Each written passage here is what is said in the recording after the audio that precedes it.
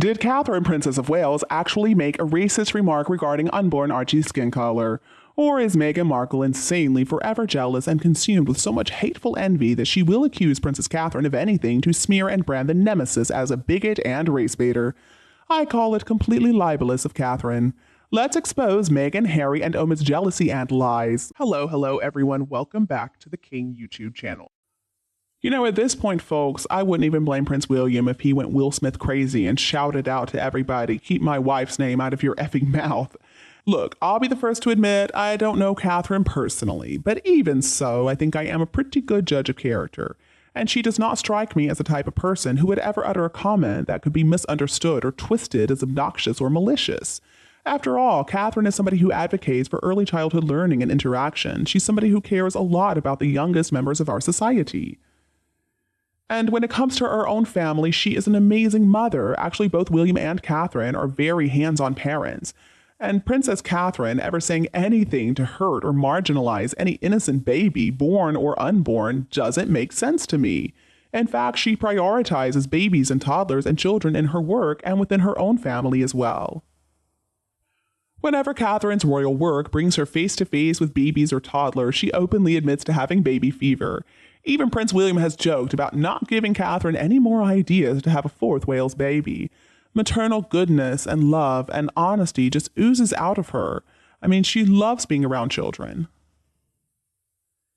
You can't fake that kind of thing. Like we all know, her actress sister-in-law does on a regular basis. She triangulates innocent babies and slain children for photo ops and image control. I mean, we have seen children around Meghan. They don't want to have anything to do with her. They're scared of her. We have watched little children recoil and turn away from Meghan Markle, and I understand why. I mean, just look at her. In all fairness, I have seen some footage of some children showing less than passing interest at the side of the kneeling, engaged future Queen of England. Princess Catherine, though, she's fine with that. She just giggles. She understands that spontaneity and play and short attention spans are the hallmarks of healthy growing babies. Children don't see titles, they don't see color either, for that matter. Meghan, on the other hand, makes sure her PR machine is in overdrive when, for example, a little girl at one of her fake U.S. royal engagements was talking about how she's really meeting a real princess. Oh, come on. It doesn't even make sense. A real American princess grinning in a little girl's face when at the same time she lives in a country that fought a war to establish a land where titles don't exist. Not only is there no proof or context provided to prove such nasty claims in post-BLM America or in the racist UK, it simply doesn't fit with the Catherine we know. The Catherine who shows up, speaks sweetly and knowingly with any crowd in any part of the world, and has proven to be a credit to the royal family, England, and the Commonwealth, as well as a worldwide ambassador representing the Crown and the UK. As many British commentators have noted, Catherine rarely puts a foot wrong. She is an amazing example of embracing old traditions and giving those beloved traditions a bit of style. She has crafted her own causes and charities within a 1,000-year-old organization that sometimes may have seemed a little stuffy and formal. She has so intelligently used her assets to best show off the monarchy and also to complement her husband and his work instead of competing with him. She is always polished, she is so poised, and she shows so much respect to anybody she's dealing with. She seems to really enjoy her patronages, and honestly, she is much more at home and joyful on the football field than awkward, weird Harry who just kicks the ball over and over again, missing the goal, looking all disheveled and confused in the process. I mean, I thought he played pretty well when he was a boy, when he had teammates and friends back in the day. You know, I think Meghan and scabies really overdid it in Endgame too, the way they attacked Catherine. Trying to claim that Catherine, her graceful and charitable sister-in-law, is racist, it doesn't make sense with Princess Catherine's overall demeanor, her personality, and her image. Honestly, this whole time I have said, I highly doubt that Catherine had the time or even the care to speculate on the unborn skin color of Meghan's unconceived first child. The whole story makes absolutely no sense. I mean, Meghan just can't understand how Catherine maintains glamour and class and composure without missing a beat. She's trying to compete with somebody who is not naturally or innately competitive and almost completely without malice. And that's the crazy thing about all this. Meghan is so obsessed with Catherine, and Catherine couldn't care less about her. What a sick woman, weaponizing delicate race relations to premeditate one of the most nasty accusations ever, second only to pedophilia really, at an innocent future queen who traditionally can't openly speak up in defense of herself. It's despicable, it's low, it's dirty. It is Meghan Markle to a T. Without consciously realizing it, or certainly trying to do so, Princess Catherine has discovered herself in the crosshairs of an insane enemy a whole ocean away, whom she had no intention of making an enemy of. That off-the-cuff remark that was overheard by courtiers and maybe even some members of the royal household is really scary, and it tells us how deep Meghan's hatred is towards Catherine and her entire family. I mean, she said that she and Harry were only one plane crash away from the throne. How disturbing is that?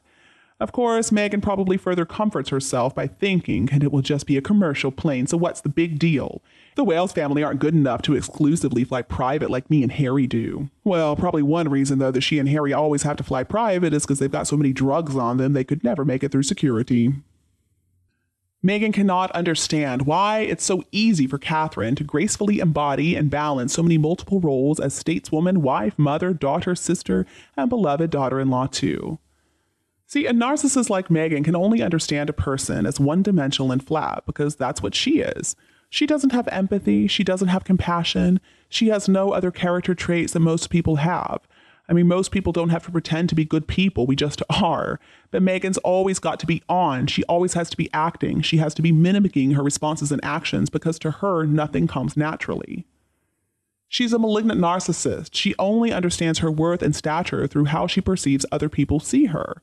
She is the empty shell of a person that the Prince of Canada finally looks into when he opens her empty head and sees there is nothing inside. She is not capable of real imagination. She's not a creative person. She has no original thought, and that's why she's always having to copy other people. She just mirrors traits that she sees in other people, traits that she believes are going to make her popular. And that's why she has no work ethic. That's why she can't produce anything. Sure, she landed multiple lucrative deals, but she couldn't make anything. And now she and her husband Harry have burned all their bridges, both personally and professionally. So the only thing she can really do is plagiarize and copy, but not very effectively. So all she can do at that point is just toss her word salad, thinking that she sounds so fashionable and so intelligent. But she doesn't. She makes herself sound like an idiot. We just get these woke, meaningless phrases like viewed through the lens of equity, equitable, telling stories, getting people to feel. Oh, it's so cringy. Truth be told, Meghan does not have any original thought in that head of hers, and she cannot take criticism either, even if it's a fair critique that would be beneficial to her. Meghan leads a really small, pathetic existence. To us, it all seems a bit ridiculous and silly, but to her narcissistic brain, it is her natural state all the time. It's like breathing. She can never admit fault. She can never admit wrongdoing. The long game is something she cannot understand. Meghan is too reactionary. She responds without thinking first. In the moment to her, it feels right to correct her imagined slights and perceived exclusion. She is always going to be the righteous victim who's trying to get in the last word or trying to change the narrative with spin and innuendo. But now her tricks are overplayed. We know what she's up to. She has to put out the next fire and the next and the next and the next. But these are fires that she alone is responsible for thanks to her own impulsivity and recklessness. And then she's got to go put out the next fire with more spin and distortion. It is an exercise in futility. The woman can never learn. The sad thing is, Meghan actually supposedly received a good education. Northwestern has a great reputation, but honestly, at this point, I would never encourage any of my grandkids to apply there. Paid advice from Sunshine Sachs and WME and stylists and experts is absolutely wasted on her. That's because she already knows everything. She is a caricature of herself, and she has made a once popular prince a caricature as well. And I do not believe for 1 second that Meghan and Harry found those cartoons making fun of them absolutely hilarious. Come on. Truth is, Meghan's ego is incredibly fragile, and she has a very poor sense of self. And she cannot stand being the butt of a joke because, at the end of the day, that is Meghan's real fear under all that designer ill-fitting clothing. She is worried that the world is going to see her for exactly what she is. She's an imposter. She's a wolf in sheep's clothing. She's a clown. And you know what? I don't care how many designer clothes she buys for herself. She is still going to be that. We know what's under all that ill-fitting, overpriced clothing, Meghan Markle. And of course, Meghan, like the good narc she is, believes herself and the world view her as this kind, gorgeous, classy, empowered, modern woman, successful in every single field, all the way from acting to public service to producing and podcasting and influencing. She believes herself to be an amazing mother, an amazing writer. I mean, what is it going to be next week, I wonder? Meghan senses that she cannot disappoint, but her focus and follow through are lacking, to say the least. Frivolities are a lot easier and a substitute for more meaningful aims and pursuits. Substance, gravitas, insight, self-awareness, these are terms that Meghan doesn't really understand. Critical thinking is another one. She's incredibly shallow. She's superficial. All she can really do is resort to shallow status chasing because she has no inner strength. She has no concept of self. She has no ethics. She has no sense of morality. She can only grab onto fleeting materialism and money, and she thinks that makes her better than everybody else. Meghan believes herself to be the rightful Princess of Wales just because of her looks. I don't know what she sees in the mirror, clearly something different than what we are seeing. She believes herself to be so sexy, and, she's confusing her manipulative feminine wiles and fading youth with being an actual, ambitious, working, advancing woman of color in the real world. Meghan, unfortunately, is bored, and she's scared at the same time. Most likely, Meghan is going to use substances at an ever-progressive rate in order to feel something. She has to distract herself from her gnawing insecurity, and she's always going to choose the laziest means to advance her own image. That explains this mission to get more money, more status, more power, more fame through the use and abuse of men. It seems to be the only real way that she can get what she wants. I mean, these are the goals that drive her miserable, restless existence. But this does not fit with being a good, loving mother or a compassionate parent. Her children, if they're even real, are simply an extension of her bloated sense of self. Her judgment is incredibly poor, and her temper is horrible. And so that's why she's such a bully. That's why she devalues anybody who meets her. She's going to try to maintain that narc mask in public, but invariably, as a narcissist of inferior intelligence, we're going to see that mask slipping more and more frequently in the coming weeks and months and days even. She might be prone to verbal abuse, she might be throwing some dishes at Harry's head, and even physical violence towards her children is possible. Is it any wonder, then, that hotel staff have overheard those fights and crashing furniture and the expensive suites they insist on staying in? Unless, of course, Diana's favorite, the Carlisle, turns them away because, well, they wanted to stay for free. See, Meghan love bombs. She devalues, she ignores, she withholds. And then she goes back to love bombing again. And that gives Harry false hope until, of course, the next onslaught of abuse. Looks to me like she is truly Harry's favorite drug, and he's essentially living with his dealer now. He is isolated from everything he knows and everything he loved. Her battles become his primary war. He's only willing to settle for unconditional surrender because that's what Meghan taught him to do. Without a doubt, the two of them are codependent. They are in a very sick, twisted relationship, and I hope that Harry can escape. Let's look at William and Catherine's relationship on the other hand. I mean, you can see they truly love and respect each other. Each one helps the other one. They are equal partners. They are on the same page with their work and family. And I'm sure behind closed doors, they have their own challenges and struggles. But at the same time, they don't have to overwhelm us with those gross displays of affection at the most inappropriate times. I mean, if you think the immature PDAs and adolescent hand-holding are for the benefit of us, then I suspect this is more a narc drama queen play to show the Prince and Princess of Wales that, you know what, they have their own fairy tale happening. It is Meghan and Harry, let's remember, who are living the real love story. They should be way past the honeymoon stage at this point. I mean, they are both over 40 or almost 40.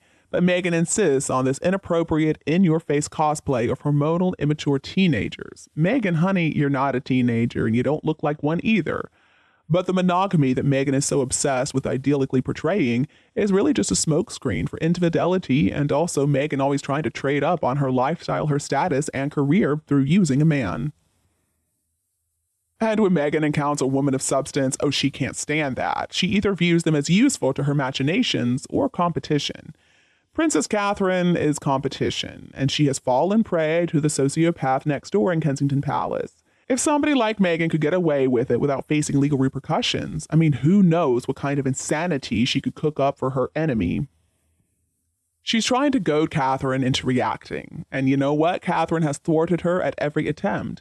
Her hatred towards Catherine carries over and is directed at the Wales children as well, especially the only little girl, Princess Charlotte.